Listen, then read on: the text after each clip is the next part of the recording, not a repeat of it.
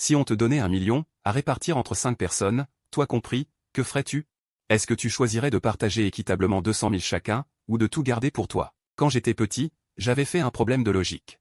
Le butin des pirates, 5 pirates proposent à tour de rôle un partage de 100 pièces d'or. Il faut plus de la moitié des voix pour que ce soit accepté. Sinon, il est jeté à la mer. Alors, comment le pirate numéro 1 répartirait-il? Je m'en souviens encore. La bonne réponse est 97, 0, 1, 2, 0. C'était la première fois que je découvrais la beauté de la théorie des jeux.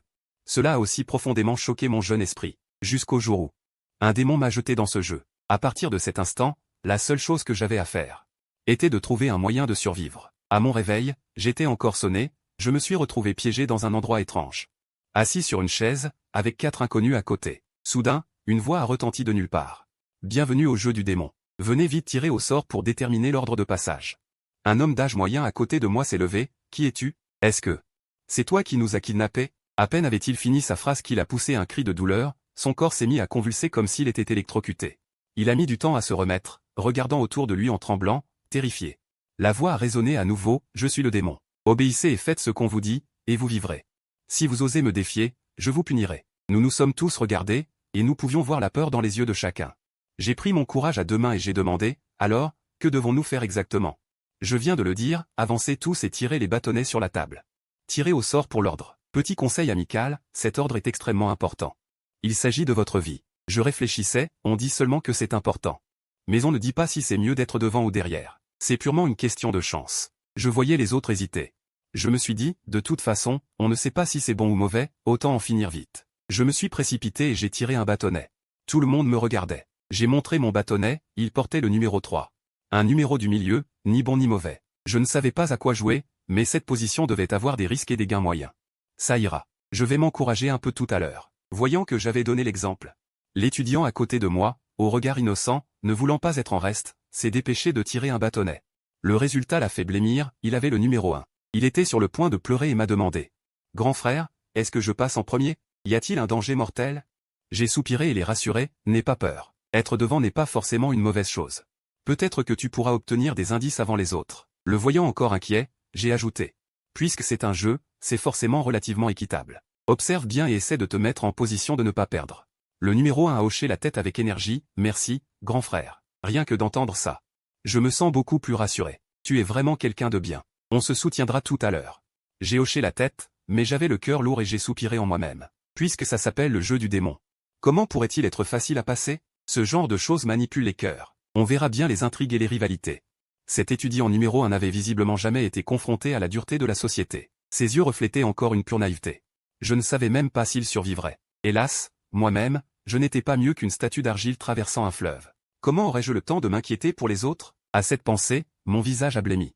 J'ai toussé plusieurs fois. Le numéro 1 s'est approché et m'a demandé, « Grand frère, qu'est-ce que tu as? Tu es nerveux? N'aie pas peur. Respire avec moi, inspire, expire. Ça ira dans un instant. » Ce gamin naïf m'a fait rire. J'ai répondu, « Ce n'est rien. C'est une vieille habitude. » Ayant ouvert la voie, les autres sont montés à tour de rôle tirer les bâtonnets. Chacun a ainsi reçu naturellement son propre numéro. La voix du démon a retenti à nouveau, « Bien.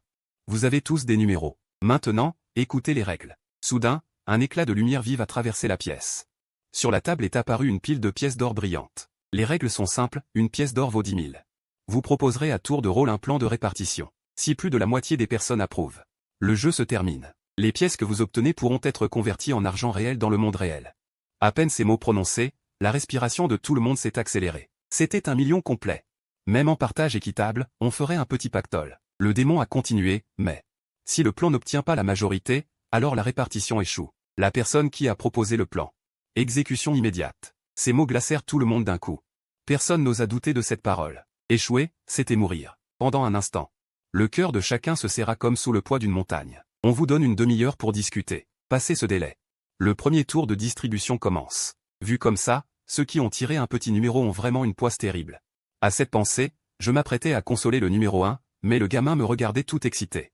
Mon grand frère, je connais ce problème. Je l'ai étudié. C'est jouissif comme tomber sur une question déjà vue en examen. Tout le monde était abasourdi. Le numéro 2 ne put s'empêcher de demander, « Qu'est-ce que tu veux dire par là ?» Le numéro 1 affichait un air vantard, c'est le célèbre modèle du partage des pièces d'or entre pirates, expliqué en cours à l'université.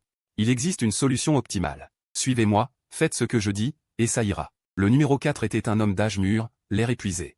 Très pressé, il demanda « Quelle est cette solution optimale ?»« Dis vite. Je ne veux pas mourir. » Le numéro 1 énonça une série de chiffres. Ça semble absurde, n'est-ce pas? Mais ne doutez pas. C'est démontré. Les gains de chacun sont maximisés. Le numéro 5 eut un rire sinistre. Optimal, mon cul. Une pièce d'or vaut 10 000. Toi, tu prends 97 000. Moi, je n'ai rien. Tu appelles ça optimal? Le numéro 2 regarda le numéro 1, les yeux fixes. Son regard changea, t'es malade ou quoi? Si nous trois on s'oppose. T'es mort. Le numéro 1 était terrifié, complètement perdu. Je me suis avancé, ne lui en faites pas trop. D'un point de vue purement mathématique et logique, c'est effectivement la solution optimale. Je me tournai vers le numéro 4 et expliquai, la règle dit qu'il faut la majorité pour survivre. Si tous les précédents meurent et qu'il ne reste que toi et le numéro 5, crois-tu qu'il accepterait ton plan? Le numéro 5 ricana sournoisement, bien sûr que non. Si je m'y oppose, tu meurs. Les 1 million sont pour moi. Il faudrait que je sois idiot pour accepter. Le rire du numéro 5 fit trembler le numéro 4. Je repris, donc toi, numéro 4, tu n'oserais jamais t'opposer à moi, le numéro 3. Sinon, si je meurs, tu es en situation de mort certaine. Le numéro 4 réfléchit. Puis dit, c'est vrai. Même si tu ne me donnes pas une seule pièce. Je devrais accepter, la mort dans l'âme. Je hochai la tête. Donc le numéro 2 comprend aussi ça. Quand ce sera son tour de distribuer, il suffira qu'il vous donne une pièce à toi et au numéro 5 pour que vous acceptiez. Sinon, quand je distribuerai, vous n'aurez pas un centime. Voyant que tout le monde écoutait. Le numéro 1 reprit courage, je ne vous ai pas menti, non? Donc il me suffit de donner une pièce à mon grand frère le numéro 3. Et il doit être d'accord. Si je meurs, le numéro 2 prend ma place. Et lui ne touchera rien. Ensuite, je donne 2 pièces au numéro 4 ou au numéro 5, ce sera forcément plus que ce que donnerait le numéro 2. Comme ça, j'obtiens les voix, j'ai 3 votes, et le jeu se termine. Quand le numéro 1 eut fini, un silence de mort tomba. Soudain, le numéro 2 ricana froidement. Pourquoi? Parce que tu as une théorie à la con, on devrait te regarder prendre la part du lion? Le numéro 4 enchaîna, c'est ça, tu veux garder 97 pièces pour toi tout seul? Pas question. Mon enfant a besoin d'une opération à 200 000, sans cet argent je meurs. Tu ne me donnes pas 20, non, donne-moi 500 000. Je ne suis absolument pas d'accord. Le numéro 1 répondit, alors je me fiche de toi. D'accord ou pas, je peux rallier le numéro 5 pareil. Mais le numéro 5 rit encore sournoisement. Moi non plus je ne suis pas d'accord. Ose ne me donner que 2 pièces, et tu peux attendre la mort. Là, le numéro 1 était complètement perdu, mais quoi? Vous ne respectez donc pas la logique? Le numéro 2 rit de plus belle, exactement. Pourquoi devrais-tu en prendre autant? Numéro 4 et 5, unissons-nous pour faire voter la mort du 1. Je le jure, quand ce sera mon tour de distribuer, je vous donnerai bien plus que lui. Même une pièce de plus, moins de monde pour partager, c'est pas mieux? Le numéro 1 s'énerva, ne l'écoutez pas. Et s'il se rétracte? Le numéro 2 dit, je ne peux pas me rétracter. Si j'ose ne pas tenir parole, les 4 et 5 me feront voter la mort. Comment pourrais-je plaisanter avec ma vie? Assez, grondai-je d'une voix basse. Tout le monde se tourna vers moi. Je repris, pourquoi devons-nous nous entretuer dans ce jeu? Chaque mort, c'est une vie humaine bien réelle. Je fixai le numéro 2, je connais ton calcul. En éliminant le 1, tu prends le pouvoir et tu obtiens plus. Mais as-tu pensé que peux-tu vraiment survivre? Rétorque le numéro 2. Les numéros 4 et 5 ne voteront pas pour ma mort. Si je meurs, ce sera à toi de distribuer. Ils n'auront pas un sou. Je ricane froidement. Rien n'est négociable. Aujourd'hui, ils peuvent voter pour tuer le numéro 1. Que la cupidité les prenne et ils parieront encore, en votant aussi pour ta mort. Le numéro 2 est figé par mon cri. Je me tourne vers le numéro 1 et lui dis, ici, c'est une société impitoyable, pas le monde idéal de tes manuels. Je te pose une seule question, veux-tu vivre? Le numéro 1 hésite longuement. Il serre les dents et dit, je veux vivre. Je hoche la tête et dis, félicitations, tu as fait le choix le plus juste. Souviens-toi, la priorité c'est de sauver ta peau. Tu es jeune. Tant que tu restes en vie, tu pourras toujours regagner de l'argent plus tard. Si tu perds la vie, c'est vraiment fini. Le numéro 1 hoche vigoureusement la tête. Chef, j'ai compris. Je poursuis. Maintenant, tu dois suivre la répartition que je te dis. C'est ainsi que tu as le plus de chances de survivre. Je vois le numéro 1e fixé. Je dis directement, distribue ainsi, 0. Le numéro 1 est abasourdi. Pourquoi cette répartition? S'énerve le numéro 2. Ne l'écoute pas. Numéro 4, numéro 5, tuons-le ensemble et partageons les pièces d'or. Je ricane froidement. Avec quoi veux-tu leur donner? Il n'y a qu'1 million en tout. Même si tu offres plus que le numéro 1, tu peux faire sortir de l'argent de nulle part? Je me tourne vers les numéros 4 et 5. Vous recevez 500 000 chacun, c'est déjà le maximum. Le numéro 2 ne peut pas donner plus que moi. En votant pour tuer le numéro 1, vous prenez le risque que le numéro 2 se rétracte. Une fois que c'est son tour, vous devrez accepter ce qu'il donne, car si ça tombe entre mes mains, vous n'aurez pas un sou. Les numéros 4 et 5 tombent dans une profonde réflexion. Au bout d'un moment, le numéro 4 dit. D'accord, 500 000, ça suffit pour le traitement initial de l'enfant. Je suis d'accord. Le numéro 5 réfléchit un instant, bon, d'accord. Le numéro 2 est complètement perdu. Mais écoutez-moi, je vous explique. Je regarde le numéro 1. Il est au bord des larmes, chef, comment en sommes-nous arrivés là? Je soupire. Dans les manuels, c'est l'idéal. Ici, c'est la société à l'état brut. Tu es jeune, tu comprendras plus tard. Vivre, c'est ce qu'il y a de plus fort. Pour toi, vivre est banal. Pour certains, c'est un rêve impossible. Le numéro 1 hoche la tête, j'ai compris. Merci, chef. Une fois dehors, je me souviendrai de toi. La voix du démon retentit à l'heure dite. 30 minutes sont écoulées. Début du premier vote. Le numéro 1 lève la main et dit. Mon plan est le suivant. Mon cœur fait un bond. Ce petit imbécile a changé de plan. Je lui avais dit de partager entre les numéros 4 et 5. Pas de me donner à moi. Le numéro 1e regarde, chef. Tu es un homme bon. Puisqu'il faut rallier deux personnes, te rallier toi revient au même. De toute façon, tu m'aideras sûrement. Quant à pourquoi ne pas donner au numéro 5, c'est que le numéro 4 a chez lui un enfant qui a urgemment besoin d'argent pour survivre. En voyant le numéro 1 s'attendrir sur lui-même, mon cœur se serre. Pauvre gamin, tu es mort. Le démon annonce. Début du vote. Le numéro 2 lève la main, je m'oppose. Je lève la main, je suis pour. Le numéro 5 lève la main. Je m'oppose. Il ne reste plus que le numéro 4. Il lutte longuement. Il relève brusquement la tête, je m'oppose. Effet sonore du démon. Dommage, la proposition n'est pas adoptée. Le numéro 1 est éliminé. Le numéro 1 est abasourdi. Mais non, pourquoi? Les yeux du numéro 4 brillent de folie. Puisque tu peux donner au numéro 3, alors j'en veux plus. Mon enfant a besoin d'argent. Numéro 2, je veux au moins 700 000. Sinon, je vote pour ta mort.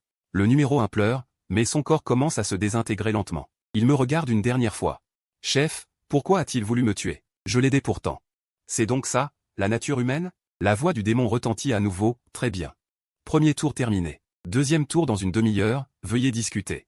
Le numéro 2 est resté silencieux longtemps. Numéro 4, je peux vous donner au maximum 60 pièces, pas plus. Si vous me poussez, nous mourrons tous. Et numéro 5, je vous donne 10 pièces. Vous n'aviez rien au départ. Contentez-vous de 100 000.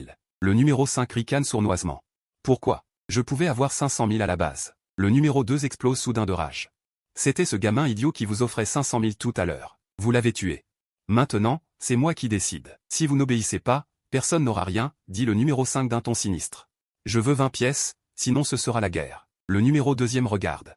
Numéro 3, nous avons une rancune. Si je meurs, ça t'arrange. En principe, je ne devrais rien te donner. Mais j'en ai assez. Je veux sortir vivant. Je te donne 5 pièces, prends ou laisse. Je soupire. Je ne t'ai jamais considéré comme un ennemi. Je veux juste que tout le monde survive. Je ne veux rien. Prends tout, dit soudain le numéro 4.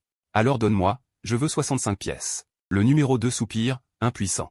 D'accord, comme ça. Moi 15, numéro 3 0. Numéro 4, 65, numéro 5, 20. Des objections? Les numéros 4 et 5 ne disent rien. Le numéro 2 continue, si vous ne parlez pas, c'est considéré comme un accord. Je veux juste survivre, ne faites pas de bêtises. Si je meurs, le numéro 3 ne donnera rien. Vous mourrez tous. On voit que la mort du numéro 1 a effrayé le numéro 2. Toutes ses petites intentions ont disparu. Il ne pense qu'à survivre. Je soupire intérieurement. Si j'avais su, pourquoi avoir fait ça? Le numéro 1 était en fait ton meilleur bouclier. Tant qu'elle vivait, tu ne pouvais pas mourir. À te voir bien habillé, risquer ta vie pour si peu d'argent, à quoi bon? Le temps passe minute par minute. La voix du démon résonne, une demi-heure écoulée, deuxième tour de vote. Le numéro 2 lève la main et dit, plan de distribution. Le démon sourit, très bien. Avant le vote, une nouvelle règle s'intercale. À partir de ce tour, après chaque tour, la valeur des pièces double. Maintenant, une pièce vaut 20 000, au prochain tour 40 000. Votez. En entendant cela, le numéro 4 rugit soudain, au prochain tour, une pièce vaudra 40 000. Les frais médicaux de mon enfant seront bientôt réunis. Je m'oppose. Le numéro 2 est stupéfait, espèce d'idiot, tu sais ce que tu fais? Les yeux rouges, le numéro 4 dit, je veux juste que mon enfant survive. Si mon enfant meurt, je n'ai plus de raison de vivre. Le numéro 5 ricane, alors je m'oppose aussi. Ah, de toute façon, approuver ne sert à rien. Je lève la main. J'accepte. Le numéro 2e regarde et souffle de soulagement. Il sait que je le protège. Dès que 3 votes sont en faveur, le jeu se termine. Soudain, le démon dit, désolé, la distribution a échoué. Le numéro 2 est éliminé. Je m'énerve, pourquoi? J'ai clairement accepté, nous avons la majorité maintenant. Parce que la règle est. Si une personne n'a pas reçu de pièces, elle perd son droit de vote. Donc, je suis désolé de t'informer que ton vote est invalide. En disant cela, le corps du numéro 2 commence à se désintégrer. Je réprime ma colère, les dents serrées, bien. Tu es impitoyable, dit le démon en riant. Dans une demi-heure. Troisième tour de vote. Le numéro 4e regarde, numéro 3. Ce tour, les pièces doubles, valent 40 000. Donne-moi 65 pièces, j'accepte, le reste, 35, et pour toi. On ignore le numéro 5, nous deux, on termine le jeu, je suis tellement furieux que je ris. Tu as encore le culot de venir me voir? Tu sais que tu viens de tuer 2 personnes de tes propres mains? Le numéro 4 se défend, moi, c'était pour sauver mon enfant. Je hurle, la vie de ton enfant est précieuse, celle du numéro 1 ne l'était pas? Le numéro 2 n'avait pas de famille? Il n'aurait pas dû mourir. Tout est à cause de ta cupidité. Je te le dis, je ne te donnerai pas une seule pièce. Tu veux sauver ton enfant? Je vais te contrarier. Je te ferai voir ton enfant mourir sous tes yeux. Alors tu sauras à quel point le type numéro 2 est désespéré. Le numéro 5 ironise en disant que c'est bien dit. J'en avais assez de voir cet égoïste depuis longtemps. Collabore avec moi, donne-moi 20 pièces. Je te garantis la survie, que ce salaud ne touche rien. Je lui lance un regard glacial. Toi non plus, t'es pas un saint, un vrai faux cul. Tu ne toucheras pas un sou non plus. Le numéro 4 s'énerve, alors on vote pour ta mort, toi non plus tu ne vivras pas. Je ricane froidement, d'accord, j'ai oublié de te dire. Je suis condamné, je ne passerai pas 26 ans. Il y a 2 jours, l'examen m'a donné quelques mois. J'aurais peur de vous? Si je meurs, je t'emmène avec moi, numéro 4. Tu ne reverras jamais ton enfant. Je retourne complètement la table. De toute façon, il me reste peu de jours, je me fous de tout. Même mort, je ne laisserai pas numéro 4 tranquille, sinon je mourrai les yeux ouverts. Je continue à crier. Il n'y a que 2 chemins, soit tu acceptes mon plan pour sauver ta vie et celle de ton enfant, soit tu t'opposes et on finit tous les deux. Ton enfant restera seul à attendre la mort. Pour ce qui est de frapper au cœur, je suis un expert. Soudain, le numéro 5 intervient, numéro 4, tu n'as pas remarqué? À chaque tour de vote, le démon ajoute une nouvelle règle. Numéro 4, tu as oublié. Que veux-tu dire, dit le numéro 5 d'un ton sinistre. Je parie que quand il ne restera que nous deux, les règles changeront encore. Tu n'es pas forcé de perdre. Ne te laisse pas intimider par le numéro 3. Vote pour sa mort et tente ta chance, tu pourrais gagner gros. La voix du numéro 5 est pleine de tentations. Si le numéro 3 meurt, la prochaine pièce d'or vaudra 80 000. Les frais d'opération sont de 2 millions. C'est une broutille. Avec l'argent restant, ton enfant vivra bien. Pas mal, hein? L'expression du numéro 4 vacille. Le numéro 5 en profite. De toute façon, perdre le pari, c'est la mort. Gagner, ce n'est pas seulement sauver une vie. C'est changer de destin. Pourquoi ne pas tenter le coup? Je soupire intérieurement. Le numéro 5 pense comme moi. Le démon veut nous voir nous entretuer. Il changera les règles à la fin. Mais je ne dis rien, parce que je veux la mort du numéro 4. Je ne m'attendais pas à ce que le numéro 5 attise le feu. Elle est pleine de mauvaises intentions. Elle sème la discorde maintenant parce qu'elle croit avoir le numéro 4 à sa merci.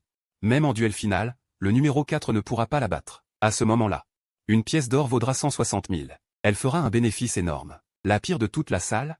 Ce n'est pas le numéro 4, c'est ce numéro 5. La voix du démon retentit à nouveau. Maintenant, 3e tour de vote. Nouvelle règle pour ce tour, lors de la répartition. Il est interdit de donner toutes les pièces à une seule personne, et il est interdit qu'une personne n'en reçoive aucune. Il est également interdit que 2 personnes aient le même nombre de pièces. Quiconque enfreint une de ces règles sera exécuté sur le champ. Je ricane intérieurement. Effectivement, le démon excelle.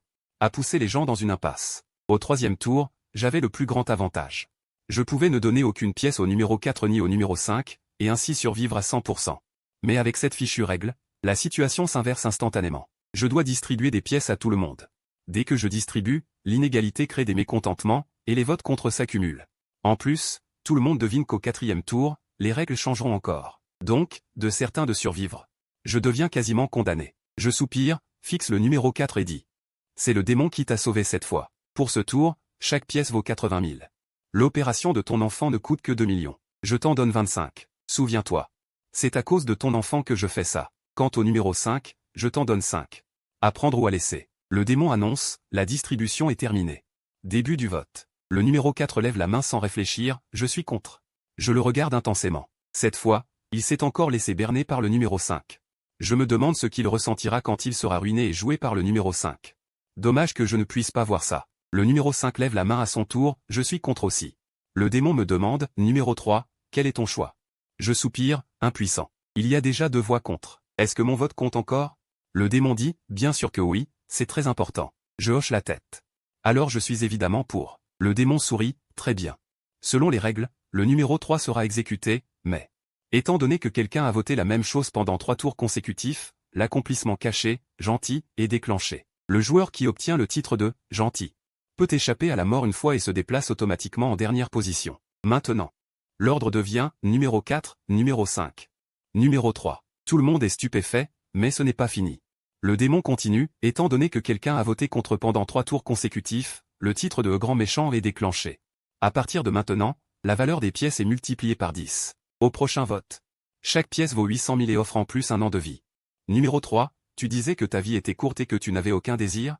Maintenant, une chance de prolonger ta vie se présente. Vas-tu encore faire le fier? Ces paroles du démon accrochent durement le cœur de tous. C'est ainsi que le démon excelle à attiser les désirs, puis à regarder les tigres se battre. Cette condition est trop tentante, même moi, je suis tenté. Le démon dit. Dans une demi-heure, le 4e tour commence. Le numéro 4 se met soudain à pleurer. Il ne s'attendait pas à ce que la roue tourne. Instantanément, il se retrouve sur le grill. Il a enfin peur. Tremblant, il dit « Je ne joue plus. Ce tour, on partage à égalité, d'accord? Et on arrête le jeu. Qu'en pensez-vous » Le numéro 5 déchire enfin son masque, montrant ses crocs. Pourquoi partager? Au prochain tour, le démon changera sûrement encore les règles. Les pièces vaudront encore plus. Pourquoi devrais-je partager avec toi? Moins il y a de personnes pour partager, mieux c'est, non? Le numéro 4 est abasourdi. Il se tourne vers moi, suppliant. Numéro 3, je te donne 60 pièces. Tu pourras vivre 60 ans de plus. Le reste est pour moi. On gagne tous les deux, d'accord? Je reste silencieux. Tout à l'heure, je voulais vraiment tuer le numéro 4, mais après ce retournement de vie ou de mort, ma colère s'est dissipée. Puisque j'ai maintenant un espoir de survivre, je dois maximiser mes intérêts. Alors je hoche la tête. D'accord. Souviens-toi, ce sont tes enfants qui t'ont sauvé la vie. Le numéro 4e remercie 1000 fois, merci, vraiment merci. Je pense en moi-même, puisqu'il en est ainsi, que ce cauchemar se termine vite. Le démon annonce, le temps est écoulé. Numéro 4, énonce ton plan. Le numéro 4 est stupéfait, il n'y a pas de nouvelles règles? Le démon répète. Dis ton plan. Le numéro 4 éclate soudain d'un rire fou, ah, vous avez vu? Pas de nouvelles règles, c'est-à-dire que les règles changent quand il ne reste que 2 personnes? C'était juste vos suppositions. Maintenant, c'est moi qui décide. Numéro 5. Si tu ne m'écoutes pas, quand je mourrai, tu devras m'accompagner dans la tombe. Son visage est hystérique, je me donne 97 pièces, j'en donne 2 au numéro 5. Et 1 au numéro 3. Numéro 5, tu n'as d'autre choix que d'accepter. Ces 2 pièces sont une faveur pour toi. Ah, le numéro 5 grince des dents, visiblement mécontent. Le démon intervient soudain, très bien. Avant le vote, j'ajoute une nouvelle règle, le joueur qui a obtenu le titre de gentil au tour précédent, si ce tour-ci il reçoit le moins de pièces, déclenche l'effet honte et colère et vote obligatoirement contre. Le joueur qui a obtenu le titre de grand méchant au tour précédent. Si ce tour-ci il reçoit le plus de pièces, déclenche l'effet de mur qui s'effondre, tous le poussent et votent obligatoirement contre. Donc, pour l'instant, 2 votes contre. Numéro 4, exécution.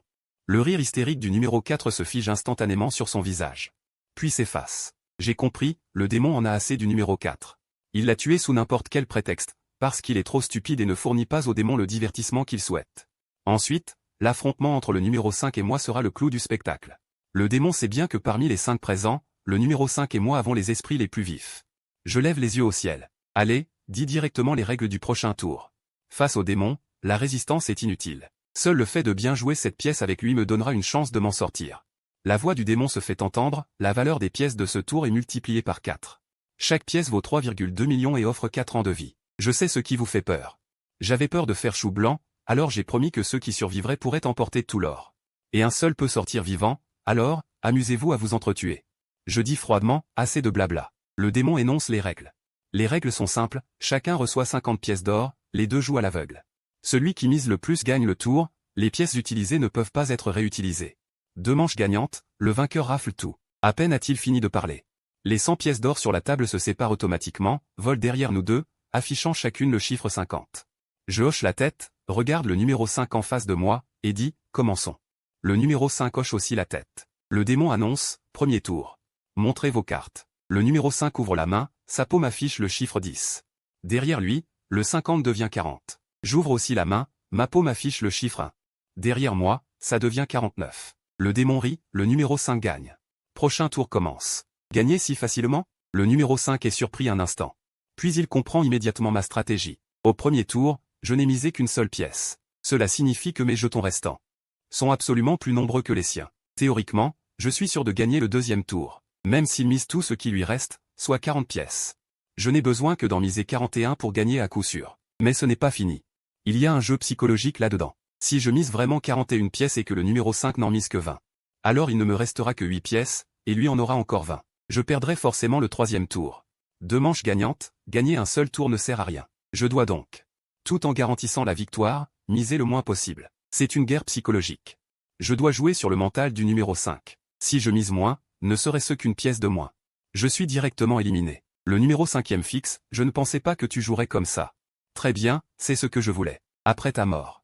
Ces 320 millions et ces 400 ans de vie, je les prends pour toi. Je vivrai bien pour toi, je profiterai du monde pour toi. Dans 400 ans. Quand je mourrai, je descendrai te raconter à quel point ce monde fleuri est magnifique. Ah, je ne réponds pas. Je sais que c'est une guerre psychologique. Il veut, en position de force, me faire perdre mon sang-froid. Cette technique est vraiment. Une fois qu'on perd son sang-froid, le jugement se trompe. Une erreur signifie la mort. Je tends la main en silence. As-tu décidé? Le numéro 5 éclate de rire.